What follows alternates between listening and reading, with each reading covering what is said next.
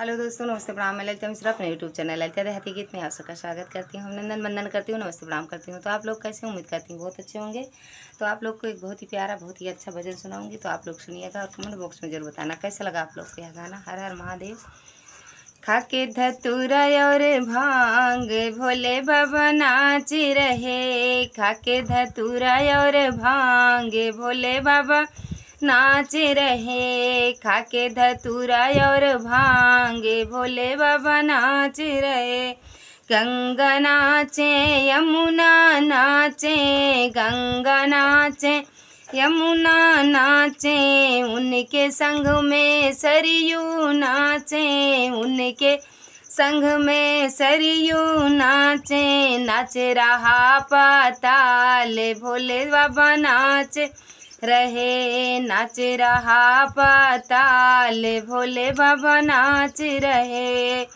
खाके धतूरा और भांग भोले बाबा नाच रहे, खाके धतूरा और भांग भोले बाबा नाच रहे। ब्रह्मा नाचे विष्णु नाचे, ब्रह्मा नाचे विष्णु नाचे, उनके संग में नारद नाचे, उनके संग में नारद नाचे।